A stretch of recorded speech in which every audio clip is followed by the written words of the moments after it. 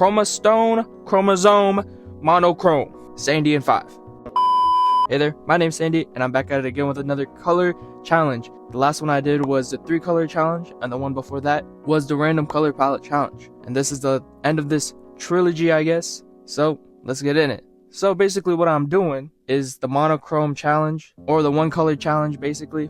So as the name implies, I only use one hue, but I've changed up the rules a bit because it's only 1 color compared to my other 2-color challenges. How I'm gonna do this is that everything that I can use in this square right here, like I can change the hue, I could change the value, make it lighter, darker, more saturated, all of that biz, but it just has to be the same hue to the best of my abilities. I can be like 1 or 2 points off, but I just gotta try my best to be as close to that range as possible. But other than that, I'll have the same rules as last time, like I can use multiple layers, layer types, and yeah, that's basically it, you know what I'm saying? So trying to figure out what hue I was going to use, I had to be really intuitive with it. I was low-key thinking about having it a battle royale style challenge, where I just have me and my friend go back at it like, this was the best color. But in the end, I realized I'm kind of lonely. So I decided I will use my impeccable genius to get the hue slider, which goes from 1 to 360. I'll put that in a number generator. God, I love the number generator. And whatever it spits out at me, I'm going to use. And it spat out at me 302, you know what I'm saying? So that is around the range of, I don't know, magenta? I'm gonna say this is magenta. So yeah, that's the color I'll be using. Now getting into the drawing, trying to figure out who I was gonna draw. For those that have watched my previous color challenges, you would know that I've been drawing Zenless Zone Zero characters. The first one was Vivian, the second one was Lucy, and this time around, just trying to feel for it, I thought, might as well do Zhu Wen. I think that's how you pronounce her name. Zhu Yuan.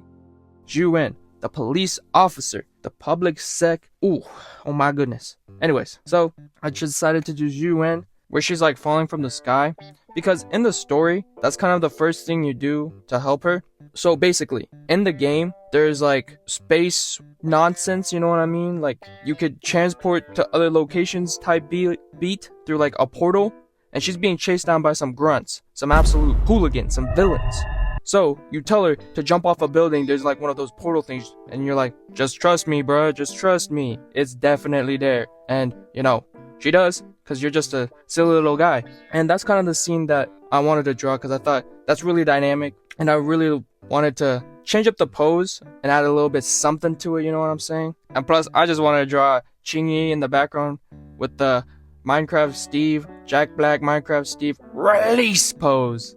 But yeah, little side note, after just looking at me struggle with trying to make this gun, bro, I didn't know it was that bad. On the topic of things being bad, bro, the character designs in Zenless Zone Zero, oh my goodness, they're bad, bro. They're bad. But like, no cap, this game, even though it's a gooner game, it is so fun. It is so fun, bro. How do I explain to you? The character designs, like, every character design just is peak. I've been seeing some people talk about the next character that comes out in patch 2.0, the new Void Hunter. They're like, her design's kind of mid, but it's still fire.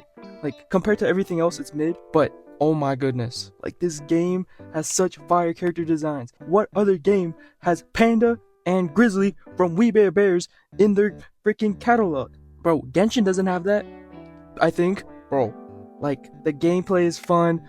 Bro, if they sponsored me one day, I'll keep dreaming. But, dude, the game is fun. The character designs are fire. There's a reason that I've been doing fan art of the game. Like, the designs are so immaculate.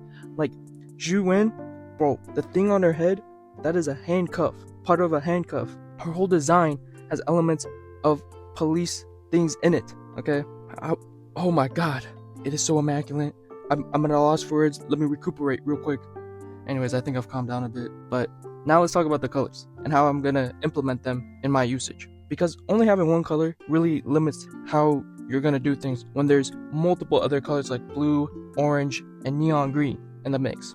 So what I did was just feel the vibe of the colors, I guess. Because my initial idea was just to put it in grayscale, just try to figure out the values of everything, and then try to, you know, do it like that, more technical like.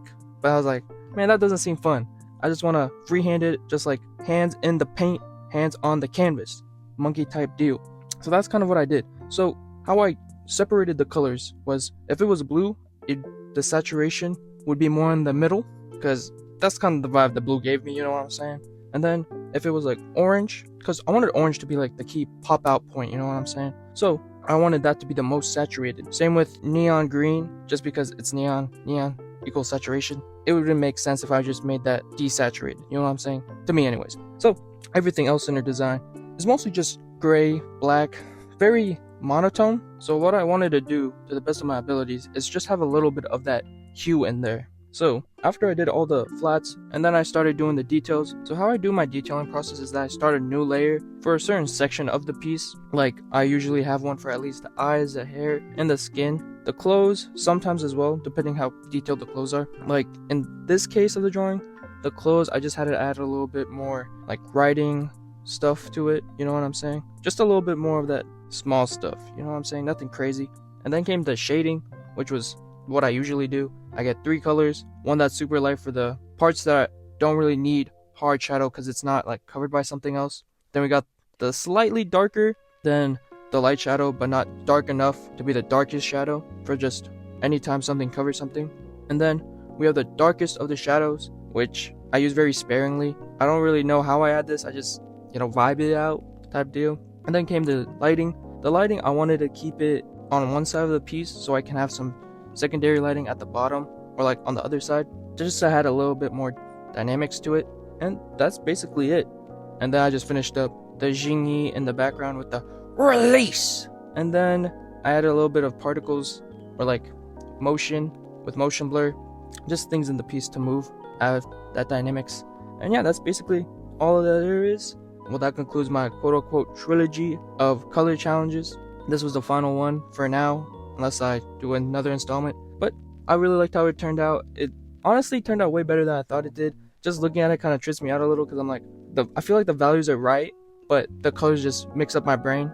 But yeah, out of all the 3, I think the one I liked most was probably the Lucy one, and then Vivian, and then this one's probably last, just because not enough colors. Monkey need colors. So yeah, brief intermission. I drew this Genshin character drawing for a friend. I really like how it turned out. Here you go. Look at it. It looks cool. Okay, now that's all. And thank you guys for watching, and peace.